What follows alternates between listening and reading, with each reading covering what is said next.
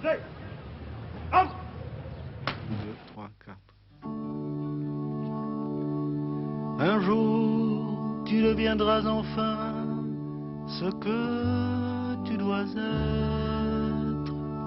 Tu renaîtras de ta souffrance. Ton avilissement t'accompagne à tous les instants. Et ton humiliation est plus profonde que les racines des montagnes.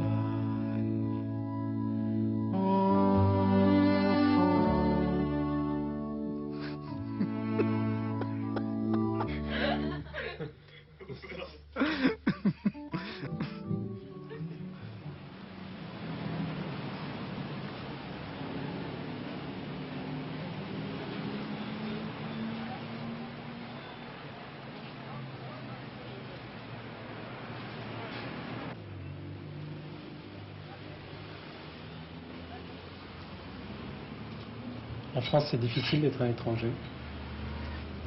Je crois que c'est difficile partout. En France, c'est peut-être... À Paris, c'est peut-être un peu moins difficile. On assiste, il ne doit pas souffrir d'être un étranger où qu'il soit. Moi, ça m'a épargné le service militaire, ce qui est pas mal. Est-ce qu'on a le droit d'être une vedette? Non. On n'en est pas une. J'en suis une, peut-être, dans la mesure où on a créé quelque chose qui est moi et qui est une vedette, mais je ne pense pas en vedette, je ne vis pas en vedette. Elle a des reprises terribles. Terrible. Non? C'est-à-dire que C'est parce qu'elle est un peu spéciale en même temps, celle-là. Non, j'ai la Kawasaki qui, Oui. qui est un truc qui tourne très très vite tout de suite. Oui. C'est devenu à la mode, c'est incroyable. Ça, je le regrette un peu. Lorsque les motocyclistes étaient au banc de la société des véhicules, Oui. j'étais furieux. Mais maintenant, je trouve que ça a dépassé mes espérances.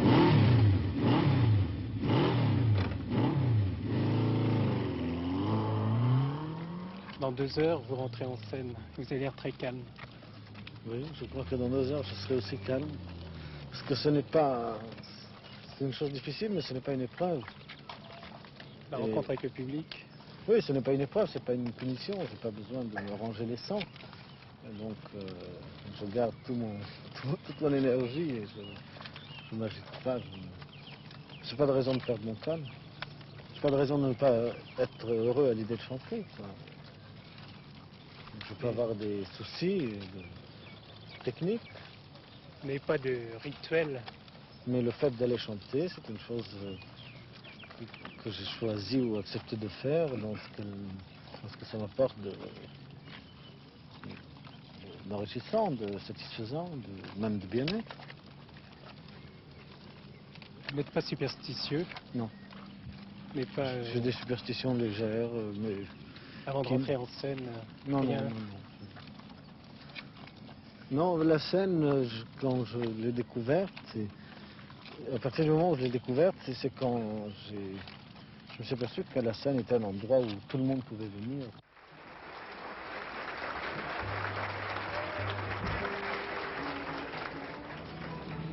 Qu'est-ce que vous redoutez le plus en scène, dans un spectacle? Le four, le chahut, le trou L'indifférence.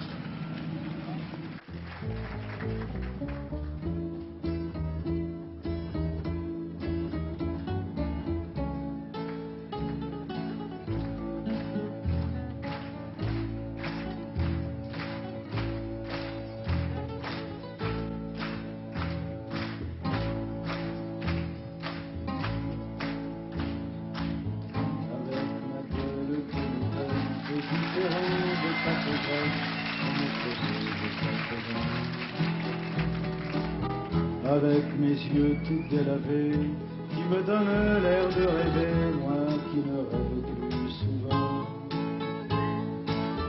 Avec mes mains de maraudeurs, de musiciens et de rôdeurs, qui ont pillé tant de jardins. Avec ma bouche qui a bu, qui a embrassé, mordu, sans jamais faire subir sa faute. Avec ma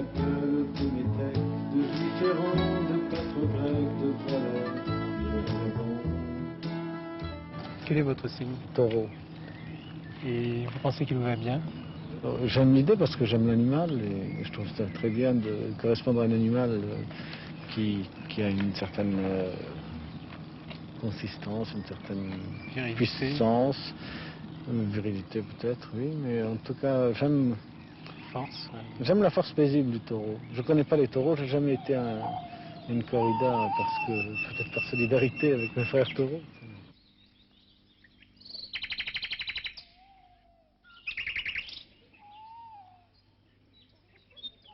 Ce qui compte le plus pour vous, c'est la complicité. Si j'emploie un mot qui n'a pas un sens très simple, c'est la fraternité. C'est un grand mot, Oui, très grand. un peu vide, non?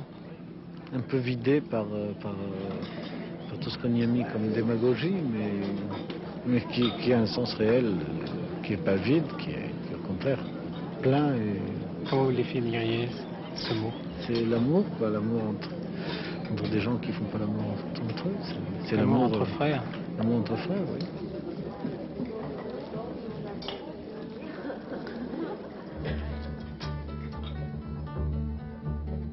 Je suis venu calme orphelin.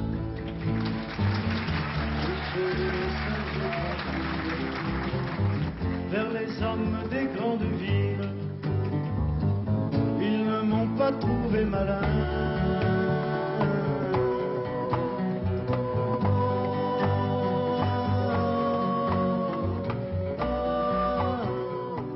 Aimez-vous les objets? Oui, L'alcool, oui, le luxe, oui, le calme, oui, la volupté, oui, les jeux d'argent, non, le jeu d'échecs, oui, le tiercé, non, les épreuves de force, non, les paris perdus, ni gagné ni perdu. les chiens trouvés, Oui, les amours impossibles. oui, À 20 ans, un fou de nouveau, sous le nom d'amoureuses flammes, m'a fait trouver belles les femmes. Elles ne m'ont pas trouvé beau.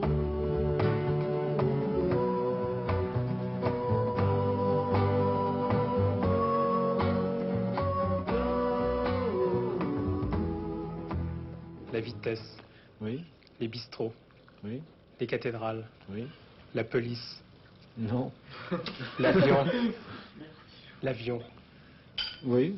les westerns, J'ai fait un signe, hein, le chant grégorien, beaucoup. la publicité, Non, les corridas, je connais pas. les corridors, Oui, le théâtre, oui, l'odeur de l'encens, beaucoup. l'odeur de l'orage, L'odeur de la terre avant ou après l'orage. le miel, Beaucoup aussi. une femme. Oui, Avez-vous un enfant? oui, Une femme? non, Un surnom? oui, Lequel? Jo, Un secret? oui, Lequel? Bien que sans patrie et sans roi, les très braves ne l'étant en guerre, j'ai voulu mourir à la guerre. La mort n'a pas voulu de moi.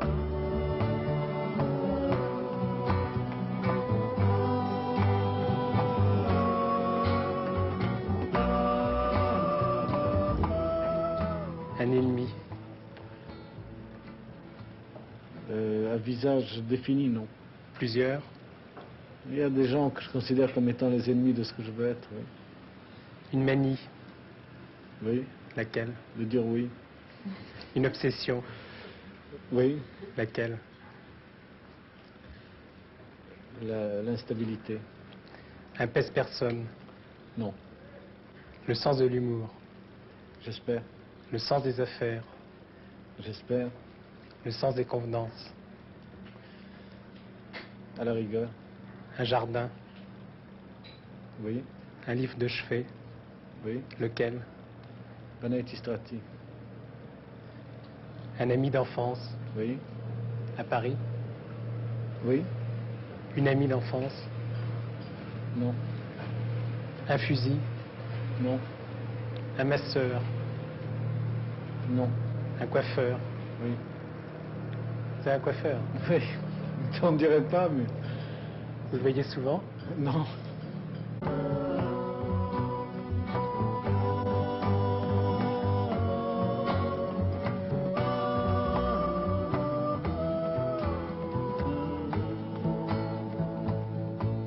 Une Bible?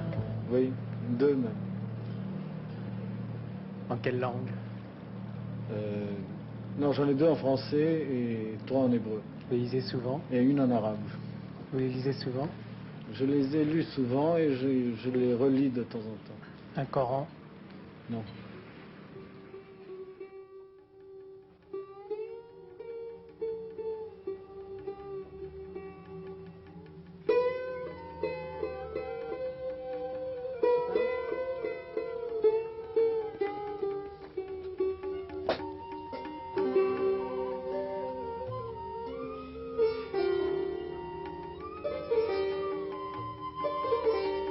C'est un sarod. C'est un sarod. Sarod, Pakistan. Pakistan. Il y a un musicien de sarod qui vit en Californie, qui s'appelle Ali Akbar Khan. Il vit en Californie? Il vit en Californie, c'est le beau-frère de Ravi Shankar. Oden Wharton, à l'âge de 45 ans, a abandonné une situation de 100 000 $ par an pour aller à Big Sur et pour ne faire rien. Dis-moi ce que tu en penses un peu, ça. Moi, je suis en condition, seulement. D'abord, ça rejoint sinon des principes, du moins des nostalgies que j'ai. Et puis, j'ai lu qu'un philosophe, idéologue, qui s'appelle Paul Lafargue, l'a érigé en philosophie politique, enfin, économique. Et ne faire rien, c'est commencer à devenir réellement productif. Oui. Bon, c'est-à-dire, c'est produire par soi et non plus pour les autres. À partir du moment où on vend plus son temps pour 100 000 $ par an, ou je sais pas, par mois ou par an, on a toute la richesse de son temps. Et à ce moment-là, on devient réellement quelqu'un de productif, même si on ne fait rien.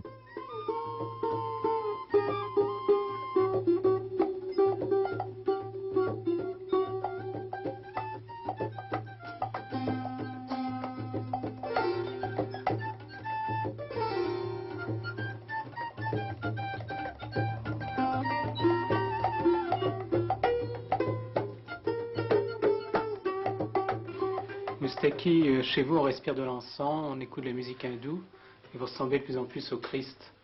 Alors, êtes-vous un homme religieux? Non, je ne suis pas religieux dans le sens où on est attaché à un dogme précis ou imprécis d'ailleurs.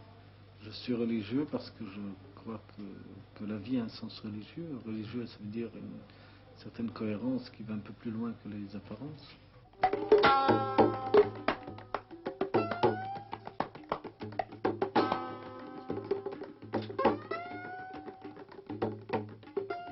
Vos chansons sont malgré tout assez légères, enfin peut-être un peu frêles. Est-ce que j'ai l'impression que vous aidez plus les gens à rêver qu'à vivre, peut-être D'une part, le rêve fait partie de notre vie, c'est-à-dire que lorsqu'on travaille 8 heures, on fait autre chose pendant 8 heures, puis on dort 8 heures, et pendant ces 8 heures, on rêve, et ce qu'on rêve fait partie de notre vie.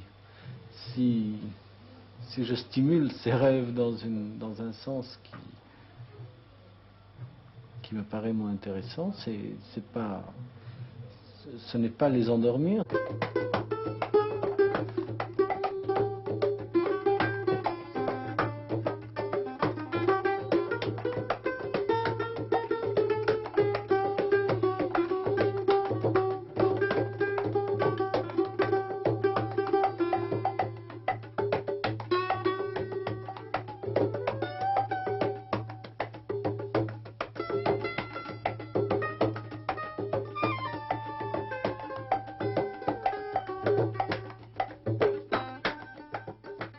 J'ai un désir profond de ne pas être attaché à quelque chose, et j'ai presque envie de dire à quelqu'un, bien que ça soit plus difficile.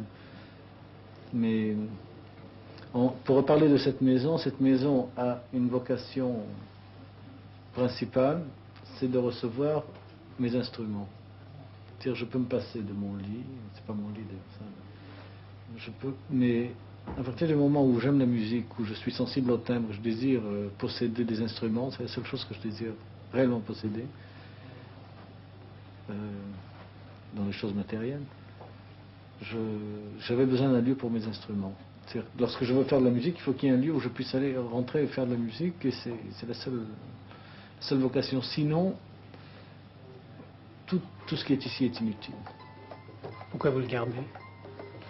Par négligence, je sais pas, par rêve. Et vos amis, vous aimez les garder? Ça fait partie...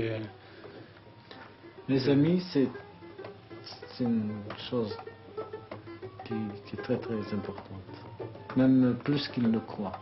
Parce que je ne suis pas très expansif. J'arrive parfois à écrire ce que je ne sais pas dire, ce que je n'ose pas dire. Mais ils ont une importance très très grande. Pourquoi vous n'arrivez pas à vivre seul? Mais je vis seul. Pour avoir si souvent dormi avec ma solitude, je m'en suis fait presque une amie, une douce habitude. Elle ne me quitte pas d'un pas, fidèle comme une ombre. Elle m'a suivi ça et là, aux quatre coins du monde. Non, je ne suis jamais seul avec la solitude. Quand elle est au creux de mon lit, elle prend toute la place, et nous passons de longues nuits, tous les deux face à face. Je ne sais vraiment pas jusqu'où ira cette complice. Faudra-t-il que j'y prenne goût, que je réagisse? Non, je ne suis jamais seul avec la solitude. Par elle j'ai autant appris que j'ai versé de La solitude, c'est presque une présence, c'est presque une... on n'est pas... Quand je dis on n'est pas seul et complet, comme un être complet, on est un bonhomme qui ne sait pas trop vers quoi se tourner, il se tourne vers une sorte de vide qui est la solitude, et ce vide-là peut apporter des réponses. Je ne suis jamais seul avec la solitude.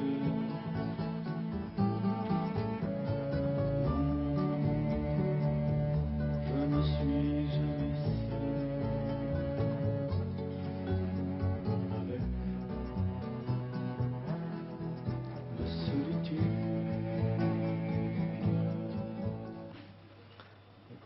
Je vis seul, mais mes amis sont une chose irréversible. C'est-à-dire, mes amis ne sont pas des gens que j'ai besoin de voir, j'ai besoin qu'ils existent, j'ai besoin, par exemple, j'ai pas besoin de les voir heureux, j'ai besoin de les savoir heureux. C'est ça, quoi. J'ai besoin qu'ils existent, j'ai besoin qu'il y ait un courant quelque part. J'ai un ami que je vois à New York, ça fait 7 ans que je ne l'ai pas vu. Bien, je pourrais attendre encore 10 ans, ça ne changerait rien. Ça, c'est absolument... Je ne fais pas du tout de sentimentalisme dans l'amitié. C'est un événement qui se passe entre deux personnes, et cet événement-là est un fait acquis presque éternellement.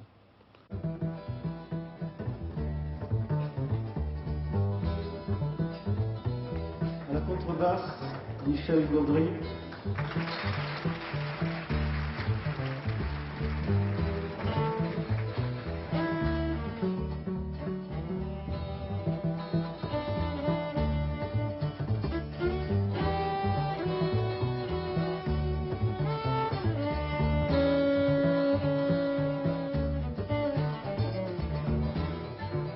Jean-Charles Capon au violoncelle.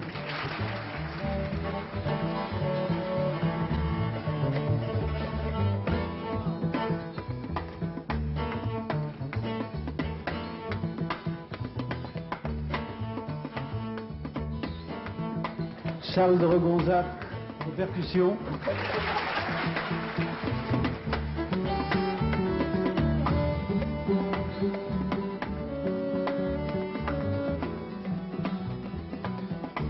Joël Favreau à la guitare.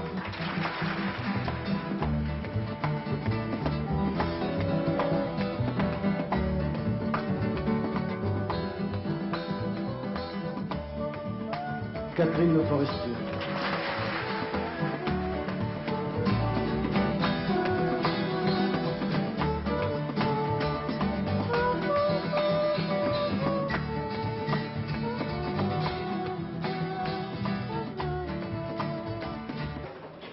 Vous voulez votre guitare?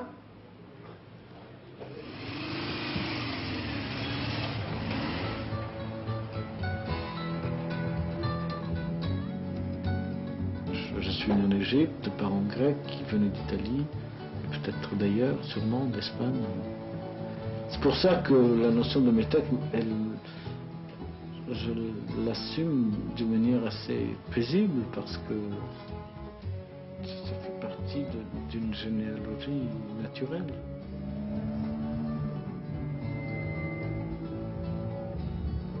Comme mon grand-père était un tailleur, il faisait des gilets quand il en avait envie. Les frères faisaient n'importe quoi qui se présentait. Et mon père a eu envie de créer quelque chose qui était une librairie très, très belle. En plus, son caractère de commerçant, qui était déjà une première promotion sociale, il avait son caractère de libraire, qui était quelqu'un un peu plus important, qui pouvait recevoir des érudits, des gens cultivés. Maintenant, j'ai renoncé à savoir quel est mon pays. Quand il y a un pays qui me plaît, je dis c'est mon pays, puis je me l'approprie, le temps d'y être.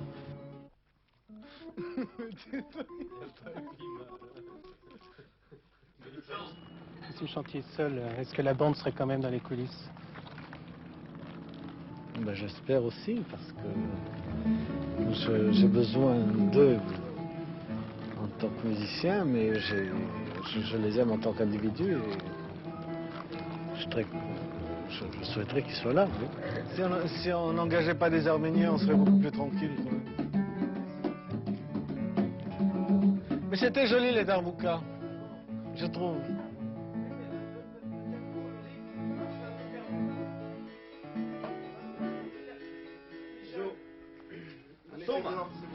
L'amitié masculine compte plus pour vous que l'amitié féminine? L'amitié féminine, c'est plus mystérieux. Plus difficile. Il faut dépasser l'attirance des sexes, l'attirance sexuelle. Il faut le dépasser soit en passant par là, soit en l'évitant, soit en contournant. Que les rapports de fraternité s'établissent sans équivoque. Ça n'exclut pas le désir ou l'ambiguïté peut-être? C'est très bien de désirer, j'aime bien, c'est très bien de désirer les femmes.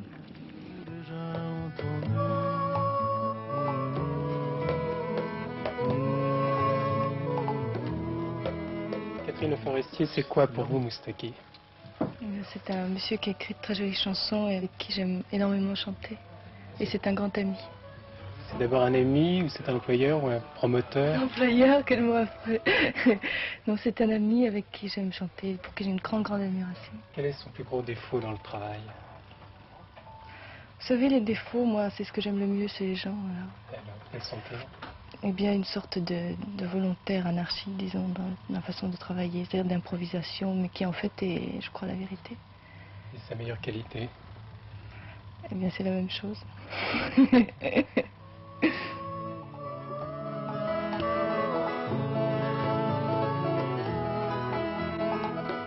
Il y avait un jardin grand comme une vallée.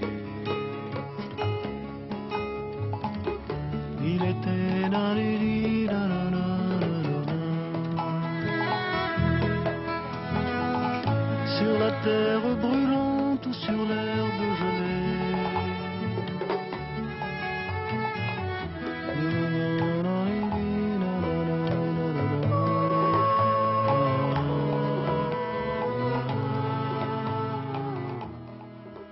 Est-ce que vous pensez avoir réussi? Non, pas du tout. Pourquoi? Parce qu'il est trop tôt pour le savoir. Et réussir pour vous, c'est quoi?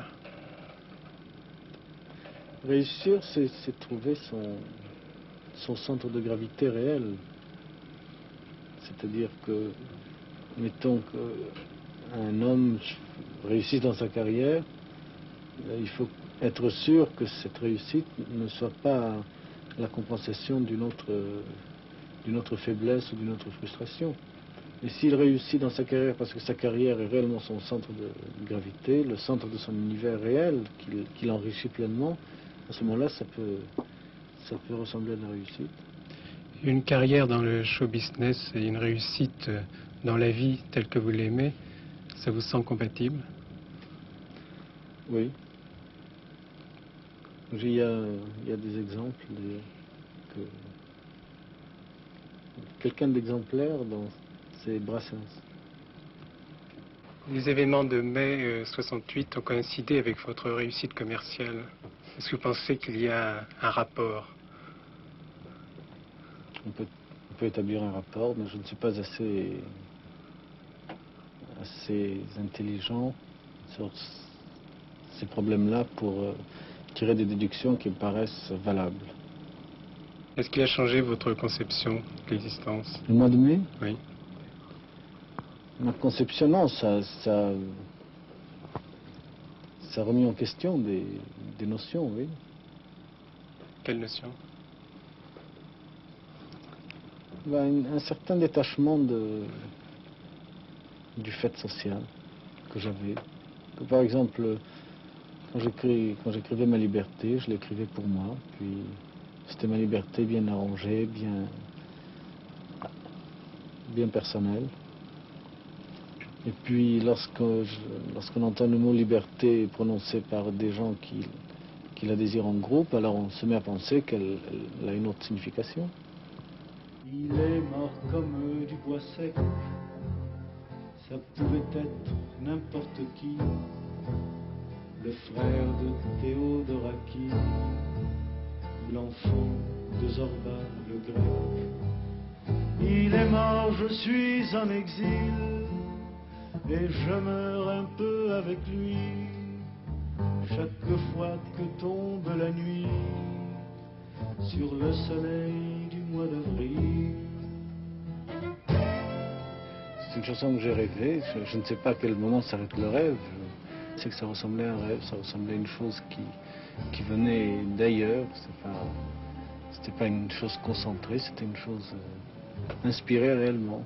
Il est mort, pitié pour ses cendres, ce n'est ni l'heure ni l'endroit pour demander des comptes à rendre, mais les mots viennent malgré moi.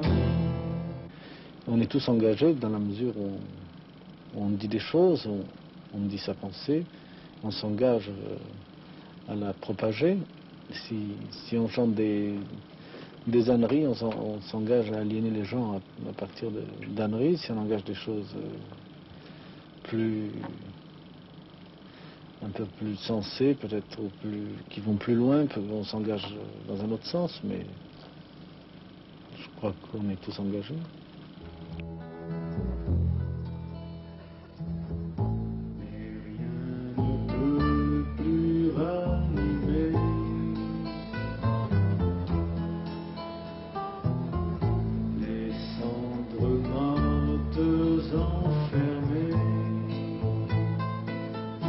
Dessous la pierre, nue comme la mort,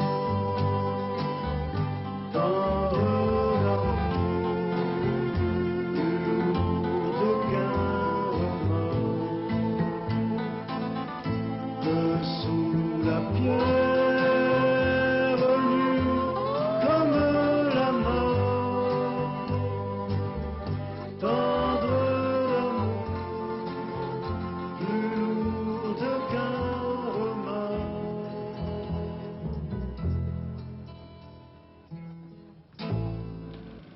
L'argent, c'est quoi pour vous? C'est une monnaie d'échange. Je n'ai pas tellement l'impression d'être riche, je n'ai pas une conception de riche. Vous ne donnez pas l'impression d'être riche. Je ne sais pas l'impression que je donne, mais je sais que je ne me sens pas riche, je ne ressens pas une puissance sociale ou d'argent.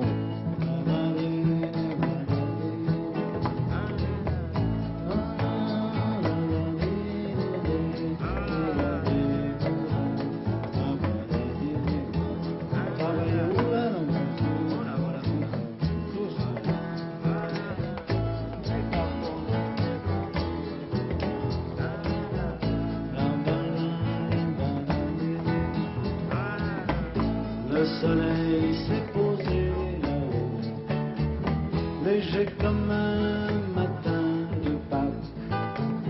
Moi je suis couché sur le dos, dans mon hamac. Si vous changiez de métier, Si je changeais de métier, je crois que je ferais rien. Moi j'ai une santé de fer. Dans mon hamac. Je sais pas, je ferais des dessins. Je ferais rien qui ressemble à un métier. Peut-être même que je suis né dans mon hamac. Si je devais ne plus faire mon métier, je ferais pas un métier, je ferais quelque chose comme ça d'aussi arbitraire que ce que je fais. C'est un hamac étudié pour, suspendu comme une Cadillac, presque une maison, un nid d'amour, que mon hamac. dans vos chansons, vous ne parlez jamais de quitter vos amis, mais vous parlez assez souvent de quitter les femmes. Les femmes, c'est difficile. C'est difficile de les quitter? Non, c'est pas difficile de quitter les femmes. Enfin, c'est faisable, quoi, mais nous avons des rapports avec les femmes qui ne sont pas des rapports d'armes égales. Et ce fossé qui existe demande ou bien qu'il y ait beaucoup d'amour pour le combler, beaucoup de sagesse et d'humilité, mais nous sommes rarement en égalité avec les femmes, ça fait que les rapports sont plus difficiles, mais je dis la seule chose qui sauve, c'est beaucoup d'amour, c'est au sens plein, au sens vrai. Si cet amour n'existe pas dans une totale plénitude, eh bien c'est difficile de rester avec elle. J'essaye d'échapper dans mes rapports avec elle, à l'habitude, à la régularité,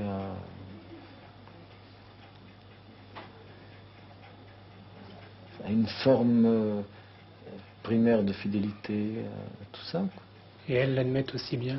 Oh, très mal.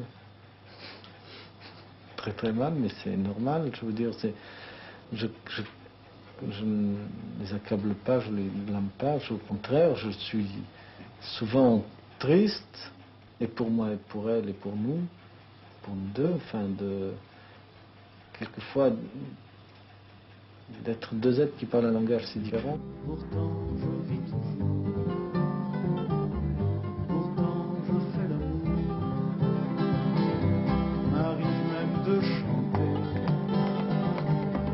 sur ma guitare pour l'enfant que j'étais, pour l'enfant que j'ai fait. Passe le temps, il n'y en a que pour très longtemps. Pendant que je chantais, pendant que je t'aimais,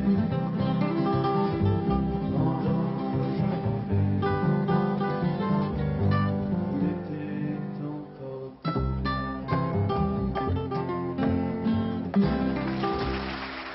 Il y a des amours qui sont souvent des très grandes rencontres, mais il y a tout ce que peuvent apporter les femmes dans le domaine de la sensualité, dans le domaine du jeu, dans le domaine du plaisir, dans le domaine des choses qui sont bonnes à prendre et qui sont bonnes à vivre. Quelle nuit que cette nuit-là, oh là là, on en parle dans la ville, même on exagérera sa tendresse virile, car pour l'heure il est fatigué, il sombre dans la somnolence, dès que tu l'auras réveillé, si tu veux que ça recommence. Donne du rhum à ton homme, du miel et du tabac, donne du rhum à ton homme et tu verras comme il t'aimera, et du poivre de Cayenne.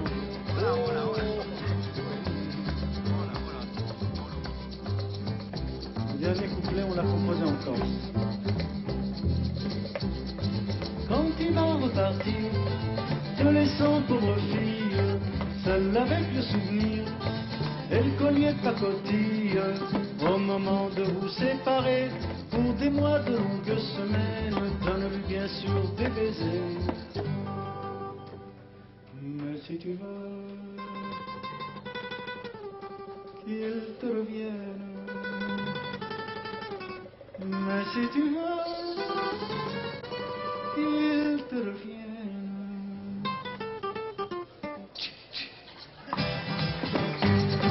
le miel et le tabac, donne du rhum à ton homme et tu verras comme il t'aimera.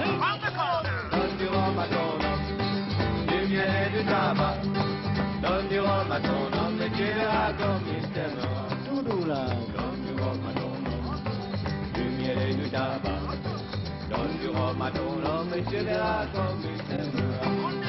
Donne du rhum à ton homme, du miel et du tabac, donne du rhum à ton homme et tu verras comme il reviendra.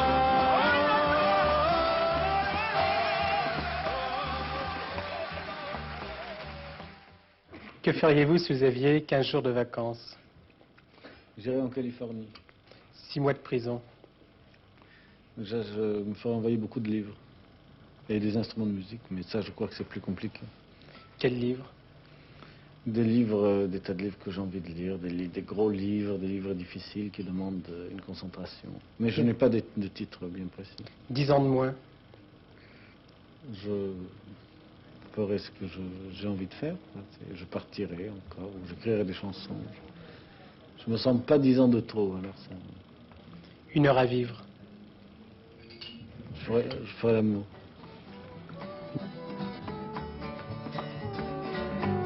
Tu plies comme la branche du saule, et moi je plie contre toi. Tu es tendu comme un arc immense, et moi je me tends contre toi.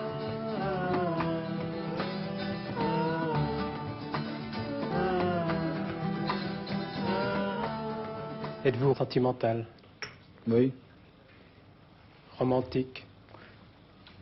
oui, c'est même plus romantique que sentimental. Jaloux? Oui, Beau? non, Laid? non plus. De type neutre, couleur de muraille. Libre? Ça n'existe pas. Amoureux? Quelquefois, Sensuel? faut le demander à mes partenaires. Nos corps dansent ensemble, bercés par la même musique qui monte de ta chaleur, rencontrant ma chaleur.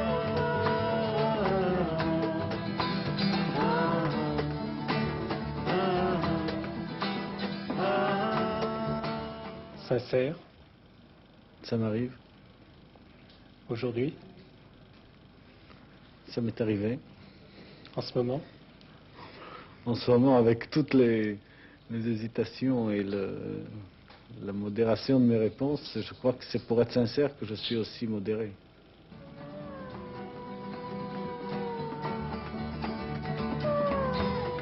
Bien, moi aujourd'hui, je prends la parole et je change le sens des questions. Vous m'avez posé, vous m'avez demandé si j'étais des tas de choses, ce que j'aimais, ce que j'aimais pas, ce que je voulais, ce que je voulais pas. Et puis hier soir, je me dis, mais au fond, en quoi ça intéresse les gens si je suis sensuel ou si j'aime les haricots rouges ou si la moto est pour moi une libération de l'âme ou bien une passion de la mécanique, ou tout ça, c'est vraiment un aspect très dérisoire de moi vis-à-vis des gens qui peuvent s'intéresser à ce que j'écris ou ce que je chante ou ce que je fais chanter. Alors, quel est le sens des questions et pourquoi?